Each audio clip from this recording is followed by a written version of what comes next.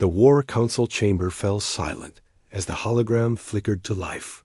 Commander De-Jung stood at attention, his face calm despite the terror playing across the screens.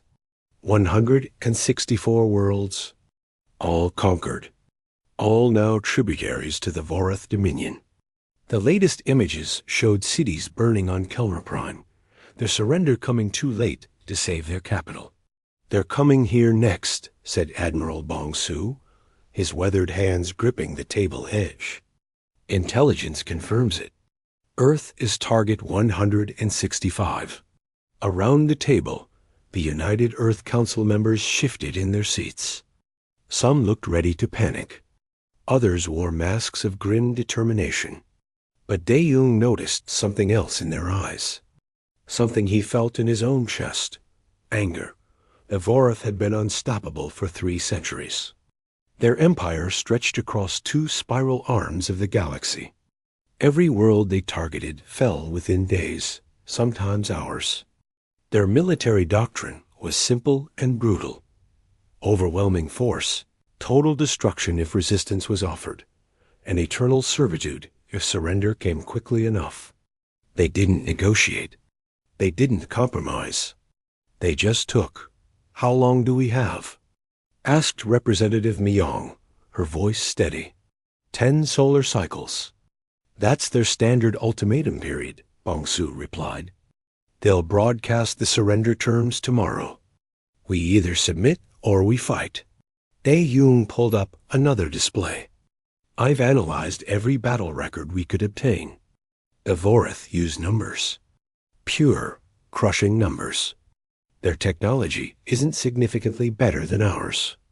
In some areas, it's actually inferior. But they field fleets of 10,000 ships or more. We have 300 combat-ready vessels. So we can't win," said Counselor Hyunwoo flatly. "I didn't say that." De-Jung changed the display again.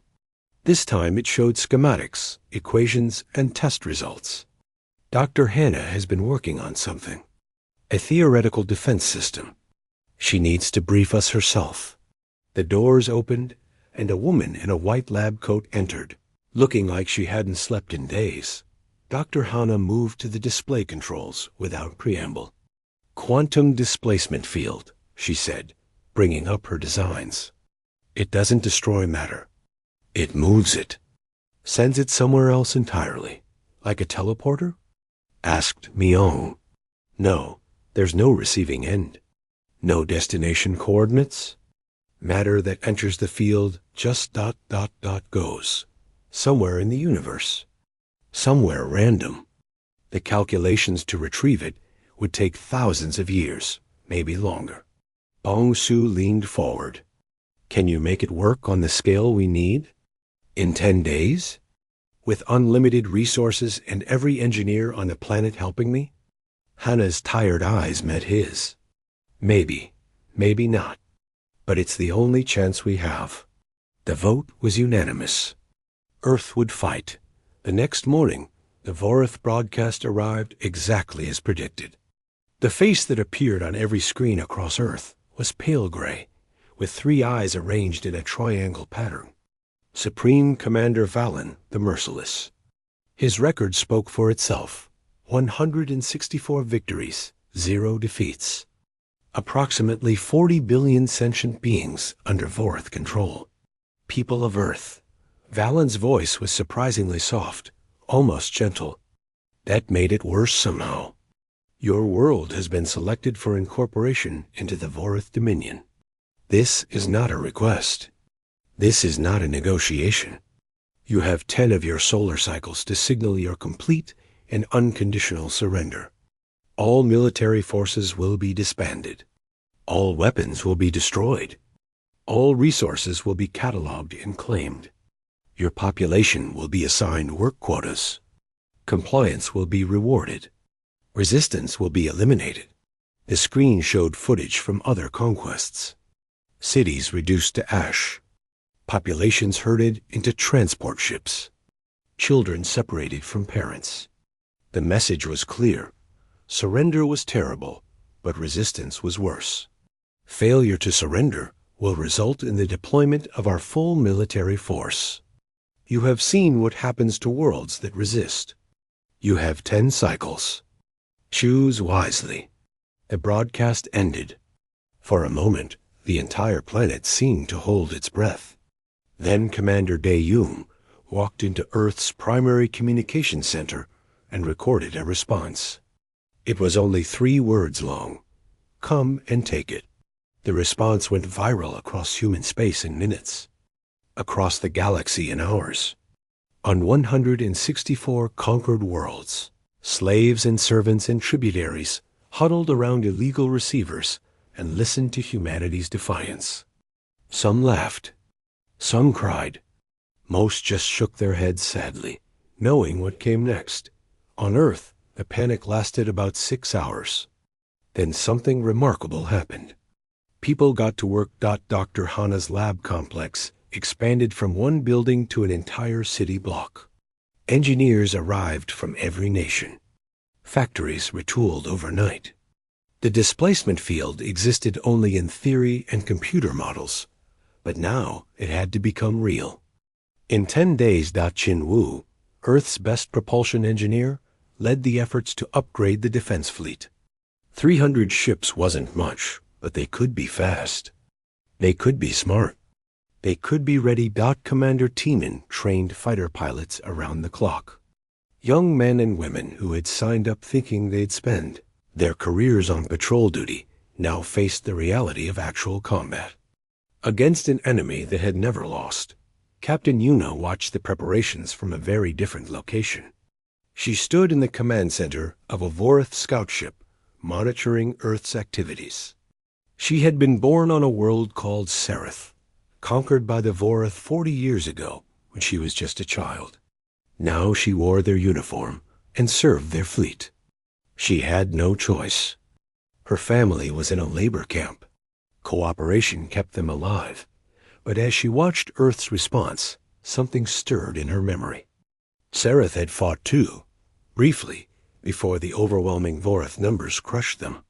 She remembered her father saying that someday someone would figure out how to beat them. Someone would find the trick.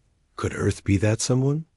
She filed her reports as required, noting Earth's defensive preparations, their fleet movements, their clear intention to resist. Valen read them and smiled that terrible, gentle smile of his. Good. He preferred when they fought back. It made the example more powerful. The 10 cycles passed like a countdown to doomsday. On the final day, Hana ran the last test of the displacement field. A target drone was placed in the test zone. The field activated. The drone vanished, completely. No trace, no residue, no energy signature. Just gone. It works, she said quietly. Now we just need to scale it up by a factor of 10 million and hope it doesn't explode. In orbit, Dae-Jung gathered his fleet commanders for final instructions. The Vorath will expect us to meet them at the edge of the system. We're not going to do that. We're going to wait. Let them come to us. Let them walk into the trap. And if the trap doesn't work, asked one captain. Dae-Jung looked at Earth floating below them, beautiful and blue and home to 8 billion souls who refused to kneel. Then we die fighting. But we die free. Across the galaxy, betting pools opened. How long would Earth last? Most odds makers gave them less than a day. A few generous ones gave them 48 hours. Nobody bet on Earth, winning. Nobody except Earth. The Vorath fleet emerged from hyperspace at the edge of Earth's solar system like a plague of metal locusts. 12,000 warships. The largest invasion force the Dominion had ever assembled. Valen wanted to make absolutely certain there would be no mistake, no possibility of failure. Earth would be crushed so thoroughly that no other world would ever dare to defy the Vorath again. From his flagship command throne, Valen surveyed the tactical displays with satisfaction. His fleet filled the view screens in every direction. Dreadnoughts the size of cities. Cruisers bristling with weapons. fighter carriers holding thousands of attack craft. This was the full might of the Dominion, and it was glorious. "Open all channels," Valen ordered. "Let them hear me." The communications officer complied. Valen's voice broadcast across every frequency, reaching Earth and every inhabited world within 100 light years. "People of Earth, you have chosen death. You will now witness the cost of defiance. Your world will burn. Your cities will fall. Your children will grow up as slaves, if they grow up at all. This is the price of saying no to the Vorath Dominion." He closed the channel and smiled. "Begin the approach. Maximum speed. I want this finished before their sun sets." Captain Yuna stood at her station on the bridge, monitoring sensor data. She had been on 12 conquests before this one. She knew the pattern. The overwhelming approach, the panicked surrender broadcasts, the final desperate defense that always failed. But something felt different this time. "Human fleet detected," called the sensor officer. 317 vessels. Holding position near Mars orbit. Valen laughed. Actually laughed. 300? They're going to fight us with 300 ships? Sir, they're not moving to intercept. They're just ... waiting. Let them wait. Let them watch us come. Let them understand how hopeless this is. Valen leaned back in his throne. Maintain course. Full battle formation. When we reach Mars orbit, we'll sweep through their pathetic fleet like it doesn't exist. The Vorath Armada pushed deeper into the solar system. Past Neptune's orbit, where frozen methane glittered in the distant sunlight. Past Uranus, its strange tilted axis giving it an almost comical appearance. The human defenders didn't move, didn't react, just waited. Minho, working at the science station, studied the long-range scans of Earth's defensive positions. Something was wrong with the readings.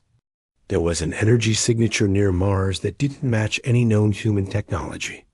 It wasn't a weapon signature. It was something else. Something his instruments couldn't properly identify. "Sir," Minho reported carefully, "I'm detecting unusual energy readings in the Mars orbital zone." "Unusual how?" Valen asked, barely interested. I'm not sure. The frequency is unlike anything in our database." "Then it's nothing." "Some civilian technology, some industrial process. Focus on military targets only." Minho nodded and returned to his scans. But the unease in his gut wouldn't go away. In his 40 years of service to the Vorath, forced service since his homeworld Talaxis fell, he had learned to trust that feeling. The fleet crossed Saturn's orbit. The rings glittered like scattered diamonds. Still no human response. Valen was becoming annoyed. He wanted them to fight back, to make some futile gesture so he could crush it. This passive waiting was almost insulting. "Sir, lead squadron is approaching the asteroid belt," reported the tactical officer. "Excellent. Have them proceed to..." The officer stopped speaking. His face went pale, 3 eyes widening. "Sir, the lead squadron is gone." "Gone where?" Valen demanded. "Just ... gone. No explosion. No debris field. No distress call. 100 ships were there. Now they're not." Valen stood up from his throne. "That's impossible. Find them. Check for cloaking fields, sensor jamming, anything." The bridge erupted into activity as officers scrambled to locate the missing ships. Minutes passed. Then 10 minutes. The squadron had simply vanished as if it had never existed. "Send Squadron Theta to investigate," Valen ordered. 200 ships. Battle formation. Full shields. Captain Yuna watched the orders execute. Squadron Theta moved forward toward the last known position of the missing ships. They crossed into the asteroid belt. They reached the coordinates where the first squadron disappeared. Then they vanished 2,200 ships. Gone in an instant. No flash of light. No energy discharge. No warning. One moment they were transmitting normal status reports. The next moment there was only silence and empty space. What is happening? Valen's voice had lost its gentle quality. Now it was sharp, dangerous. Someone tell me what is happening. Minho worked frantically at his console, pulling up every reading, every scan, every piece of data. Then he saw it. The energy signature he had detected earlier. It formed a sphere around Earth, extending from Mars' orbit outward past the asteroid belt. And at the exact edge of that sphere, ships were disappearing. "Sir," Minho said quietly, "I think they've created some kind of barrier. A field. Ships that enter it are being ... removed." Removed? What does that mean, removed? I don't know, sir. They're not being destroyed. The energy pattern is wrong for that. They're being displaced. Sent somewhere else.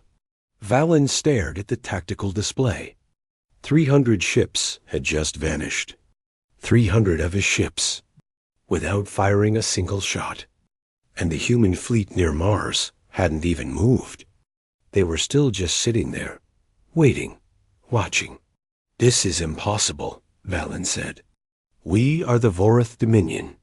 We do not lose ships to invisible barriers. We do not retreat from primitives who barely understand hyperspace." "Sir," Una said carefully, "perhaps we should. Silence."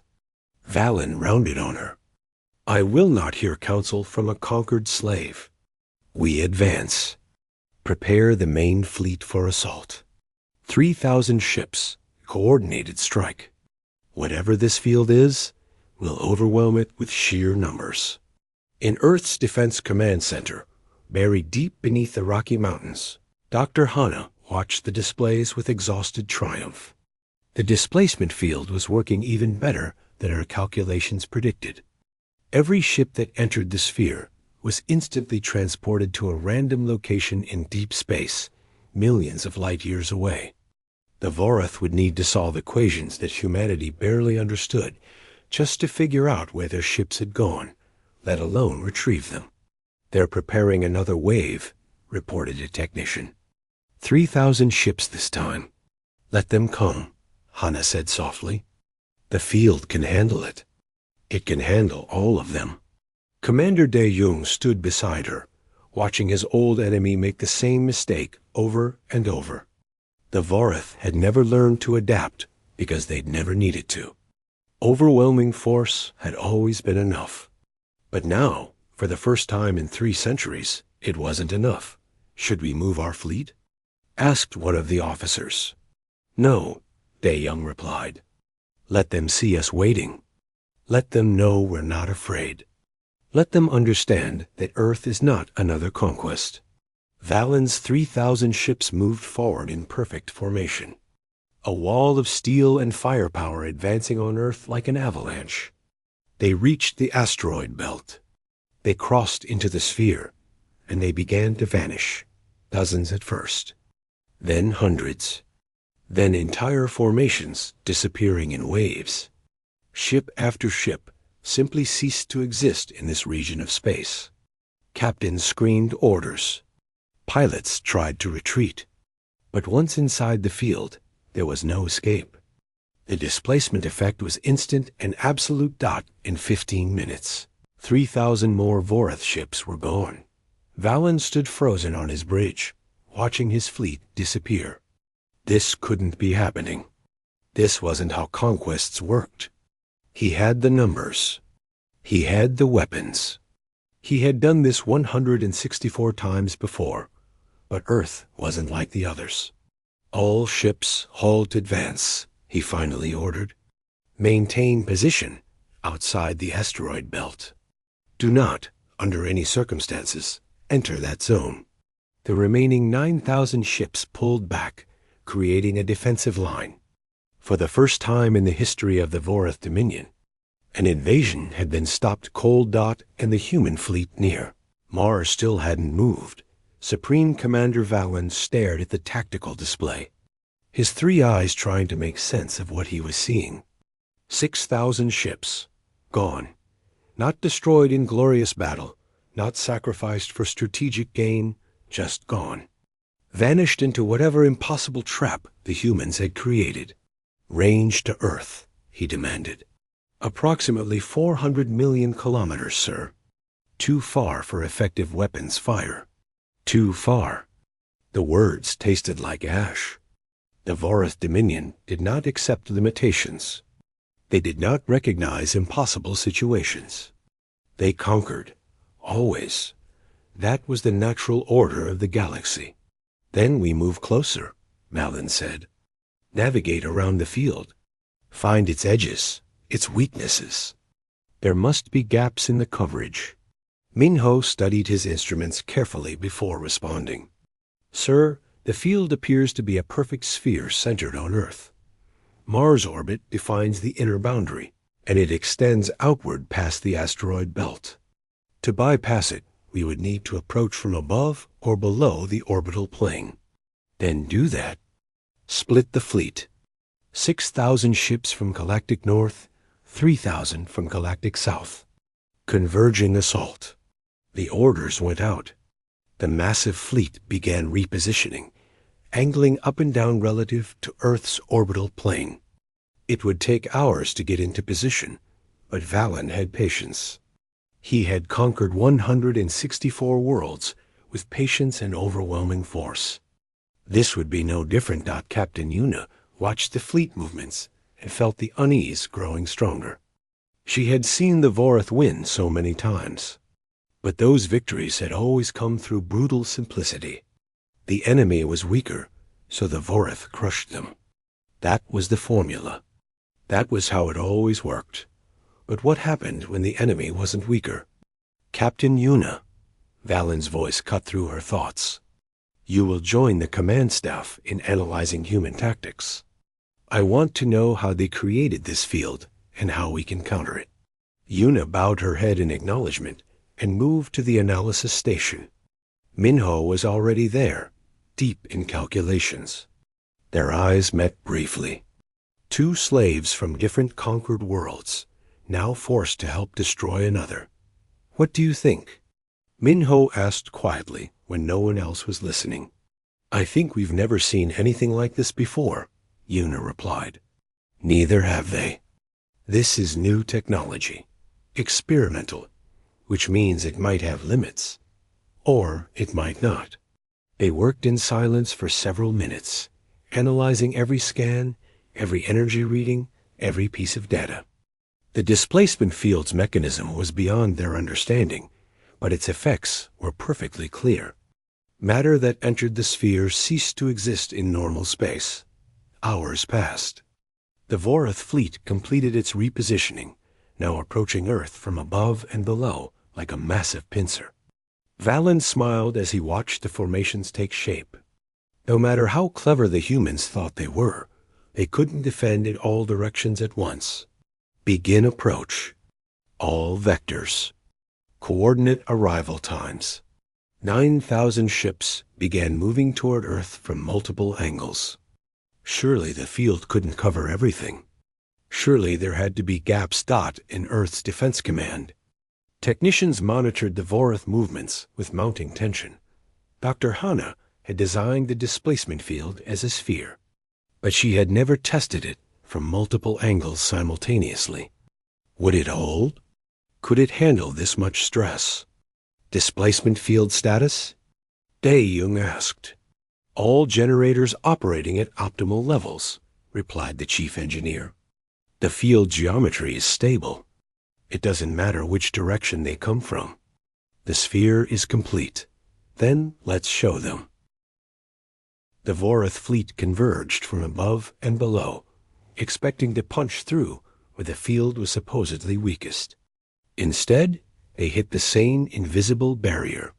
Ships began vanishing again, entire formations disappearing as they crossed the threshold. Valen watched in growing horror as his carefully planned assault dissolved into another disaster. Pull back. All ships retreat to safe distance. But it was too late for many. By the time the retreat order reached all vessels, another 2,000 ships had vanished. The Vorath Dominion had now lost 8,000 ships without inflicting a single casualty. Valen's careful composure finally cracked.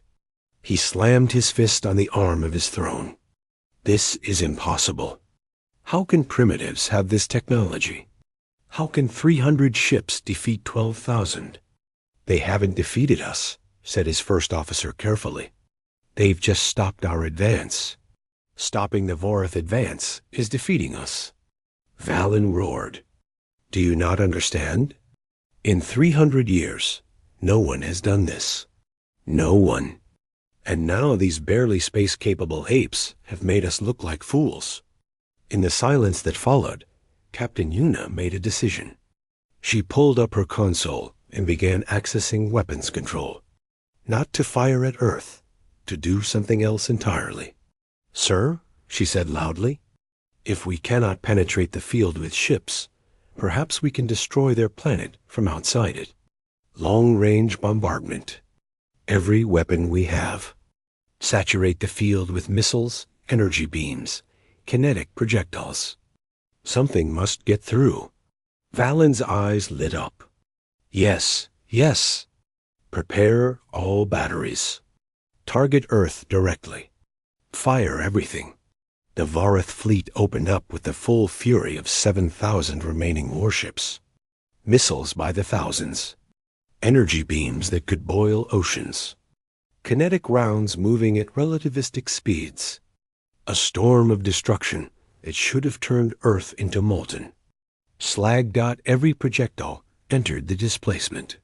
Field dot every projectile. Vanished. Not a single weapon reached Earth. Planet sat safely behind its invisible shield, completely untouched. The barrage continued for 20 minutes, expending enough ordnance to destroy a dozen worlds. All of it disappeared into whatever impossible realm the humans had created. Minho checked his calculations 3 times before reporting. Sir, the field is removing everything that enters it. Ships, missiles, energy beams, everything. And it's not weakening. If anything, the readings suggest it's getting more stable with use. That violates conservation of energy, Valen said weakly. Yes, sir. It does. For the first time in his long career, Supreme Commander Valen the Merciless understood that he might actually lose this battle. The humans had created something that shouldn't exist. Something that made all his numbers, all his firepower, all his experience utterly meaningless. Options, he demanded. Someone give me options. The command staff exchanged uncertain glances. They had never needed backup plans before. Overwhelming force had always been enough. We could wait them out, suggested the tactical officer. The field must require tremendous power. Eventually it will fail. How long? I don't know, sir. Days? Weeks? Valen looked at his fleet status. 8,000 ships lost. Morale plummeting. And all the while, the rest of the galaxy was watching. 164 conquered worlds were watching their oppressors fail. If he waited here, blockaded by an invisible barrier he couldn't understand or defeat, the Dominion would look weak. And weakness led to rebellion. We need to destroy that field, Valen said, or destroy whatever is generating it. Where are the generators located? Minho brought up his best analysis. I've detected 3 primary power sources. 1 near Mars' orbit, 1 on Earth's moon, and 1 on Earth itself. But they're all inside the field. Then we need to get inside the field without being displaced. Valen thought furiously. What if we don't send ships? What if we send a signal? A computer virus? Can we attack their systems that way? Human computer architecture is completely different from ours, sir. We don't have compatible systems. Every avenue led to a dead end. The humans had created the perfect defense, and Valen had no counter for it.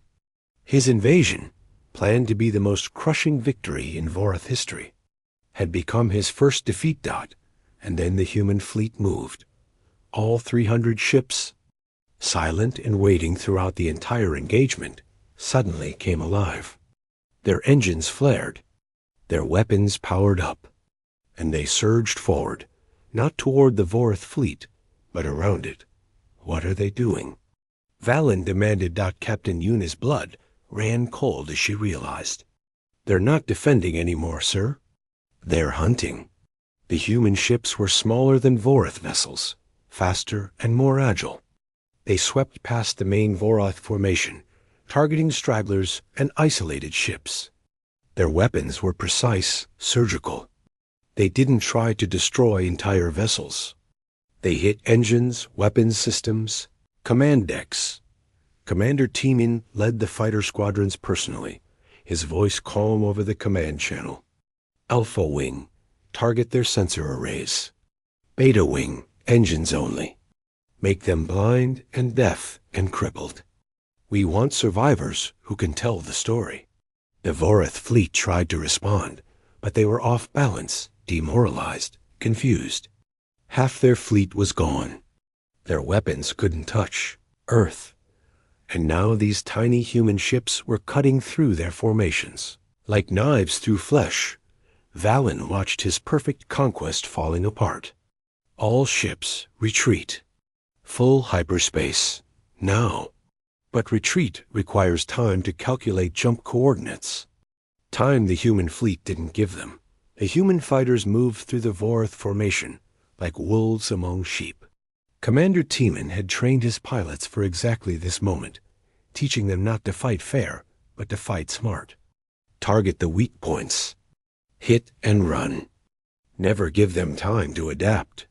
Echo Squadron, I've got 3 cruisers trying to form defensive formation, called one pilot. Permission to break them up? Granted, Timin replied. Watch their point defense. They're getting desperate. The small human fighters were built using reverse-engineered Vorath technology, improved by engineer Jinwu's modifications. What took the Vorath decades to develop, humanity had cracked and enhanced in just 20 years of desperate research. Their ships were faster, their reactors more efficient, their weapons more accurate. On Valen's flagship, chaos reigned.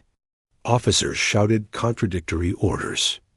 Systems sparked and failed as human weapons found their marks. The great warship that had seen 164 victories now shuddered under assault from ships, a fraction of its size. Damage report. Valen demanded, gripping his throne as the deck lurched. Engine 3 is offline. Forward shields at 40%. Weapons array Delta has lost power. Sir, we're being taken apart. Then fight back. Fire everything at those fighters. But the human ships were too fast, too agile. They slipped through the Vorath defensive fire like ghosts. For every human vessel destroyed, the Vorath lost 10 ships. The mathematics of war had reversed completely. Captain Yuna watched from her station, her hands moving across the controls. She had made her choice minutes ago, when Valen ordered the bombardment of Earth. She had watched too many worlds burn, had seen too many people enslaved. If Earth could resist, maybe others could too. Maybe her homeworld could be free again. Her fingers danced across the tactical console, sending encrypted data packets to the human fleet. Shield frequencies. Reactor vulnerabilities. Command ship locations. Every piece of information that could help them win. Mino noticed her actions and moved closer. What are you doing? He whispered. Yuna met his eyes. The right thing, finally. Minho hesitated for only a moment. Then he began helping her, pulling up classified files on Vorath ship designs, power distribution patterns, emergency protocols. 2 slaves of the Dominion, working to destroy their master's fleet. The human commanders received the data and immediately put it to use. Suddenly, their attacks became even more devastating. They knew exactly where to shoot, exactly which systems to target. The Vorith fleet, already reeling, began to collapse.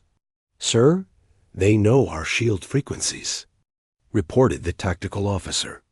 "They're bypassing our defenses completely." "How?" Valen roared. "How could they possibly know?" He didn't wait for an answer. His eyes scanned the bridge, looking for the traitor. And when his gaze fell on Captain Yuna, he knew. Her face was calm, resolved. She wasn't even trying to hide what she was doing. "Traitor," Valen hissed. "Security, arrest Captain Yuna. Arrest the science officer as well. Execute them both." But the security guards didn't move. They were too busy trying to keep the bridge from falling apart as human fire continued to hammer the flagship. Yuna calmly saved one last file and transmitted it to the human fleet, and stepped away from her console. "I am not a traitor," she said clearly. "You can't betray an empire you never chose to serve. My name is Yuna of Seraph, and Seraph will be free again." Valen snarled and drew his sidearm. But Commander Dae-Young's voice suddenly echoed across all Vorith channels. Broadcast from the human flagship. "Vorith fleet. This is Commander Dae-Young of Earth. You have lost.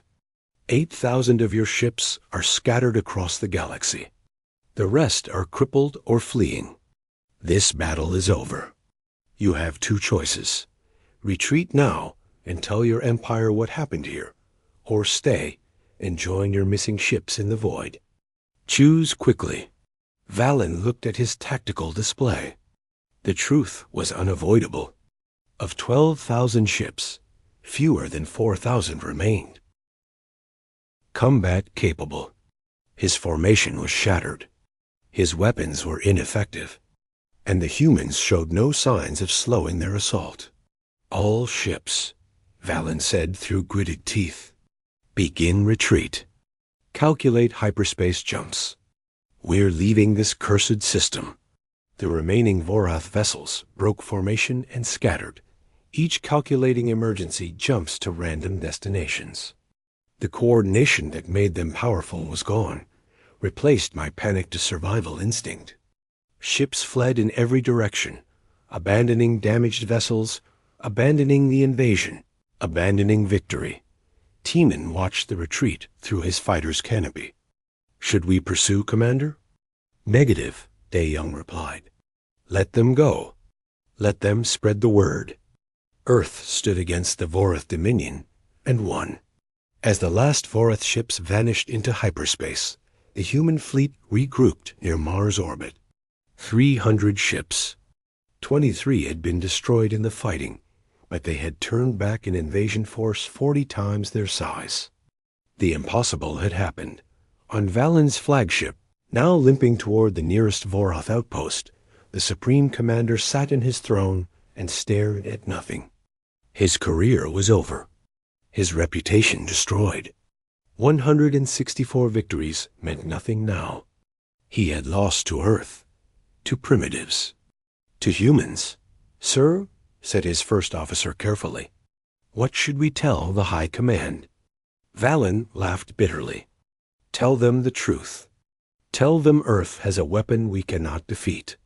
Tell them humanity fights like nothing we've seen before. Tell them we need a new strategy, because overwhelming force does not work against these people."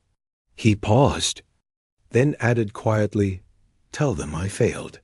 In the darkness of the brig, Captain Yuna and Minho sat together, hands bound, awaiting execution. But Yuna was smiling. "We did it," she said softly. "We actually helped them win." "We'll be killed for it," Minho replied. "I know. But Seraph will hear what happened here. Talaxis will hear. Every conquered world will hear that the Vorith can be beaten. That's worth dying for." On Earth, the celebrations had already begun. Cities erupted in cheers.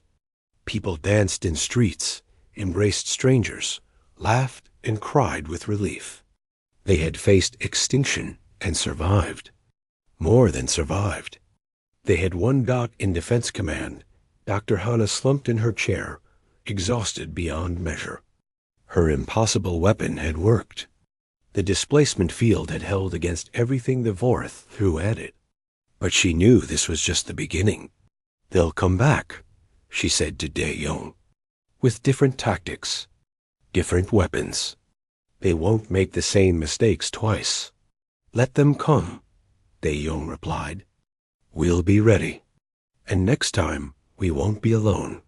He was looking at a display showing signal intercepts from across the galaxy. Dozens of worlds, hearing about Earth's victory, had begun secret communications. Conquered peoples reaching out, asking questions. Seeking Hope. Engineer Jin Woo entered the command center, looking as exhausted as Hannah. "The Council wants to know if we can build more displacement field generators. They want to share the technology with other worlds." "We can," Hannah said. "We should. The Voreth have ruled through fear for 3 centuries. It's time someone showed the galaxy that fear can be overcome." The news of Earth's victory spread faster than light, carried by traders and smugglers and secret communications. On 164 worlds, people heard the impossible story. The Voreth had been defeated. Their unstoppable fleet had been scattered. Earth, a world they had barely heard of, had done what no one else could do. On Sereth, in a labor camp where families were held hostage to ensure cooperation, an old man heard the news from a guard who didn't realize the prisoner understood the Voreth language. The old man's name was Yuna's father. He had thought his daughter lost to the Dominion forever, her spirit broken by years of forced service. But now he heard whispers that a Captain Yuna had helped Earth win, had turned against the Voreth at the critical moment. And he smiled through his tears, knowing his daughter had not been broken after all. On Talaxis, in the underground resistance that had never quite died, they heard that Minho the scientist had aided the humans. Minho, who everyone thought had surrendered completely, had struck a blow against the Empire. The resistance members shared the news carefully, quietly, keeping it secret from their Voroth overseers. But secrets have a way of spreading within a week. The first labor camp uprising occurred. The Voroth crushed it brutally, but 3 days later, another camp revolted. Then another. The empire that had ruled through fear and overwhelming force suddenly found itself facing something it had not seen in 3 centuries. Organized resistance across multiple worlds simultaneously. And at the center of every uprising, people whispered the same thing. Earth stood against them. So can we.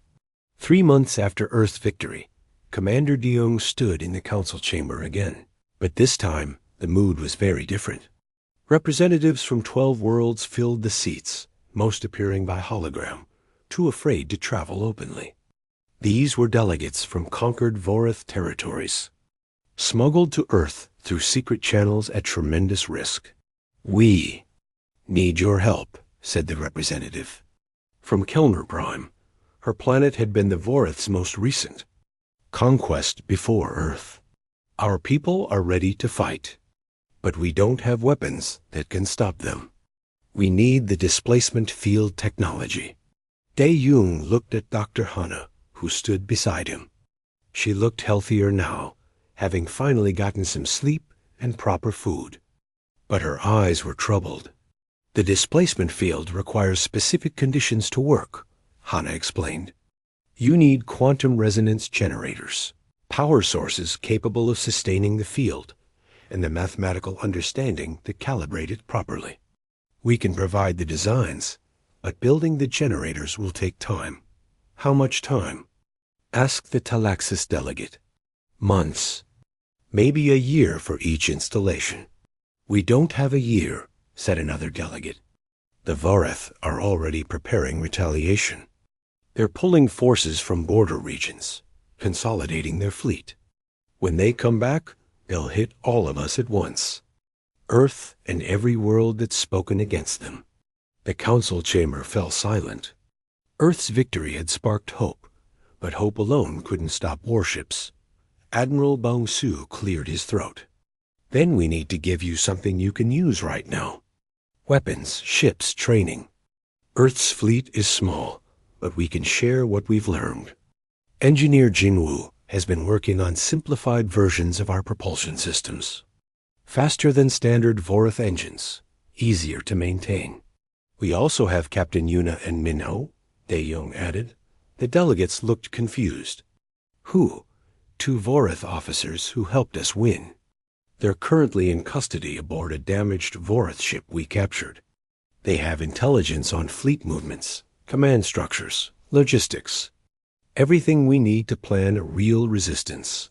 The rescue mission had been Commander Teenan's idea.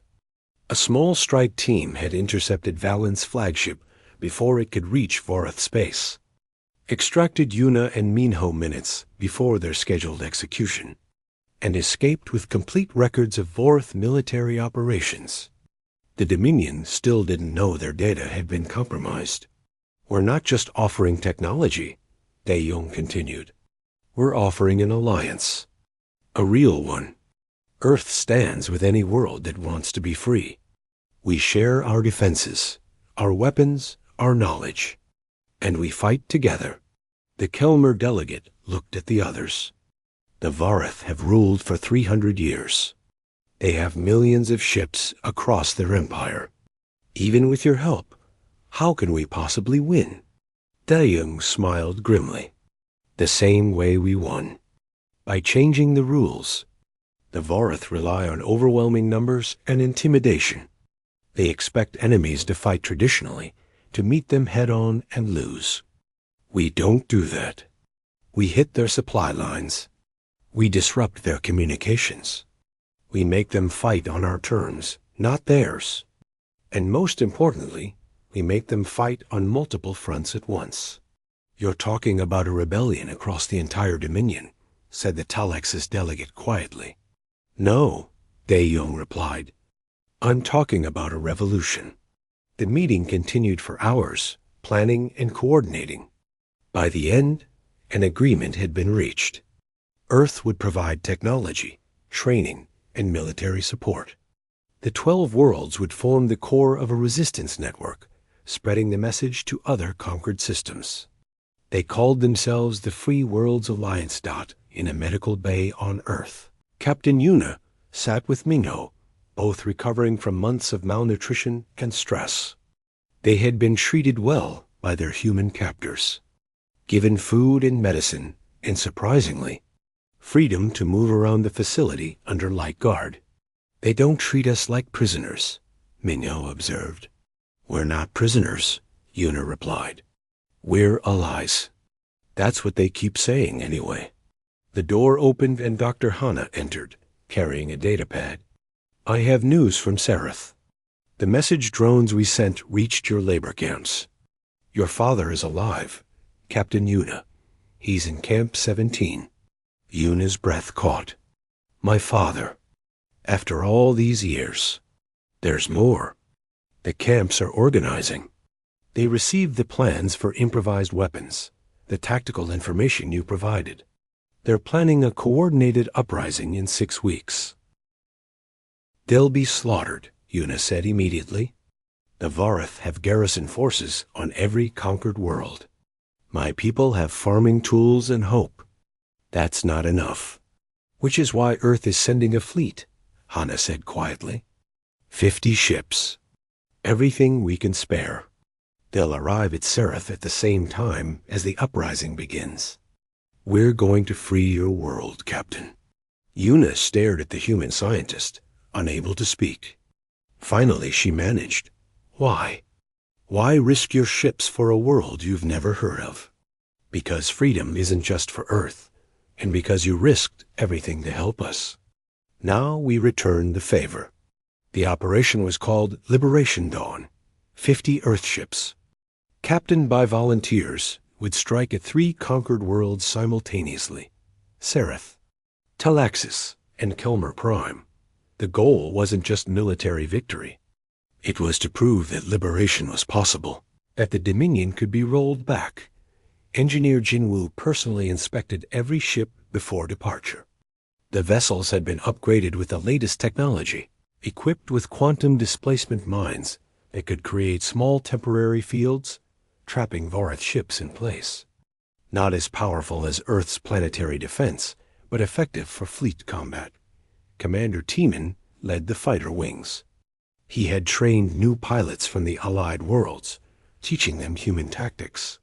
Fast strikes. Precision targeting.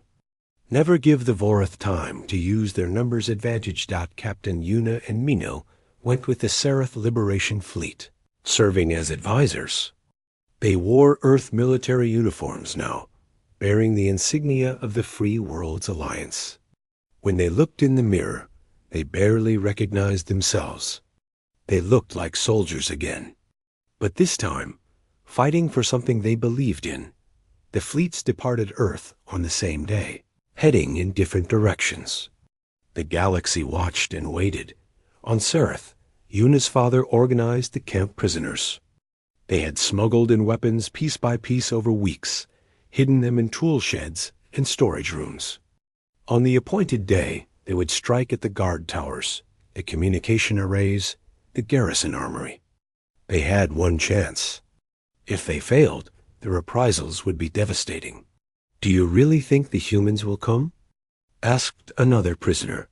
"Yes," Yuna's father said with absolute certainty. "My daughter is with them. She'll make sure they come." The day of liberation dawn arrived. In 3 systems simultaneously, prison camps rose up. On Seraph, guards fell to improvised weapons and stolen rifles. On Talaxis, resistance cells attacked government facilities. On Kelmer Prime, cities erupted in coordinated strikes against Vorath. Installations dot, and just as the Vorath garrison forces mobilized to crush the uprisings, the Earth fleets arrived. The battles were brief but brutal. Human ships used their speed and superior tactics to overwhelm the surprised garrisons. Displacement mines trapped Vorath vessels in position, making them easy targets. Fighter squadrons destroyed communication arrays, preventing calls for reinforcement. On Seraph, Captain Yuna watched from her ship's bridge as her homeworld fought for freedom. Human Marines landed at the labor camps, breaking open the gates. She saw her father on the video feed, old and thin but alive, raising a fist in triumph as Vorath guards surrendered. "We did it," she whispered. "We actually did it." But Admiral Bong Su, commanding the overall operation from Earth, knew this was just the beginning. "All fleets, prepare for immediate evacuation. Vorath reinforcements will arrive within hours. Get those people off-world and back to Earth space. We're not holding territory. We're proving a point." The evacuation was organized chaos. Refugees poured into human ships, freed prisoners and resistance fighters alike.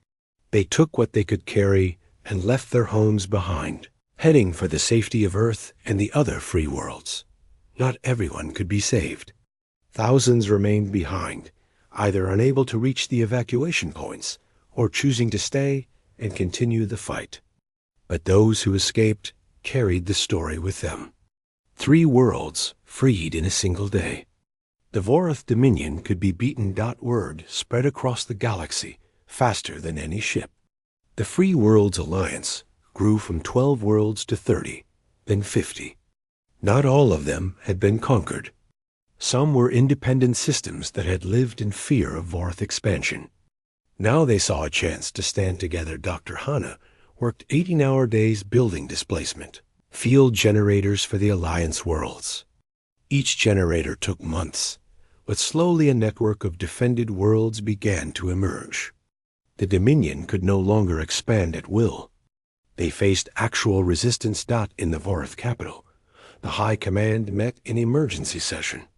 Supreme Commander Valen had been executed for his failure at Earth. His replacement, a younger and more ruthless commander named Kesh, proposed a new strategy. "We cannot defeat Earth directly," Kesh admitted to the assembled leaders. "Their displacement field is impenetrable with current technology. But we can isolate them, cut off their allies. Crush this rebellion before it spreads further. It has already spread, said the High Council leader. 50 worlds have declared independence. Labor camps are in revolt. Our tribute systems are collapsing.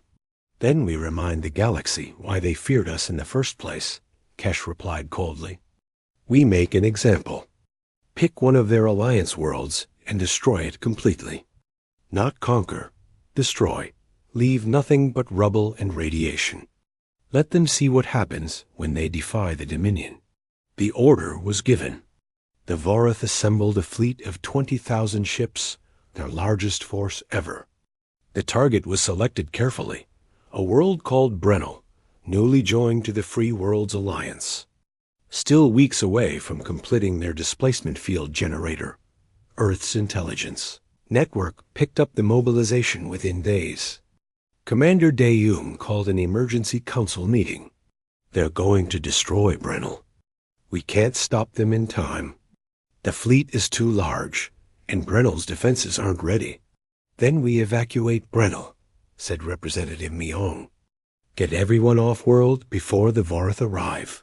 They'll just pick another target. And another. We can't evacuate every world. The council chamber fell silent. They had won battles, freed worlds, sparked a revolution. But the Vorath Dominion was vast. Earth and the Free Worlds Alliance were still desperately outnumbered. Engineer Jin Wu spoke up. What if we don't fight them? What if we make them fight themselves? Everyone turned to look at him. He brought up a schematic. Displacement mines. We've been using them in combat. But what if we deploy them in Vorath space? In their supply lines, their shipyards, their communication networks? Make their own territory hostile to them? Dr. Hanna leaned forward, studying the design. A minefield that sends ships randomly across the galaxy. They'd have to navigate their own space carefully or risk displacement. It would cripple their logistics. It would also take years to deploy enough mines to make a difference, Bong Su pointed out. We don't need to actually do it, Da-Young said slowly, understanding Jin Wu's real plan. We just need to make them think we've done it. A few high-profile incidents, some careful intelligence leaks, and suddenly they're afraid to move their own fleet without extensive scanning. It was psychological warfare on a galactic scale. Over the following months, small teams deployed displacement mines at key Vorath locations. Ships vanished mysteriously. Supply convoys disappeared. The rumors spread that Earth had ceded the entire Dominion territory with invisible traps. The Vorath fleet, bound for Brennel, slowed, then stopped, requiring extensive scanning of every route. By the time they confirmed the path was clear, Brennel's displacement field generator was complete. The Dominion had lost the initiative. For 300 years, they had been the hunters. Now they were looking over their shoulders. Afraid of invisible traps, 1 year after Earth's victory, Commander De-Jung stood on a landing platform, watching ships arrive from across the Free Worlds Alliance. A summit was being held on Earth, bringing together leaders from 83 worlds. 83 worlds that had chosen freedom over fear. Captain Yuna stood beside him. Her father had come with the Seraph delegation, and she had embraced him for the first time in 40 years. Mingho was there too, now serving as the Alliance's chief intelligence officer. Do you think we can win? Yuna asked. De-Jong considered the question. The Vorath still controlled most of their territory, still had millions of ships. The war was far from over. Yes, he said finally, because we've already shown the galaxy something they thought impossible, that the Vorath can be beaten. That's the victory that matters. Everything else is just details.